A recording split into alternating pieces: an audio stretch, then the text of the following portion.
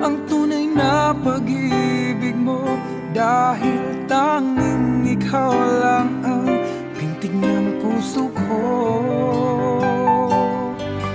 Hahayaan mo ba na maging gano'n na lang? Ang isa't isa'y mayroong pagdaramdam.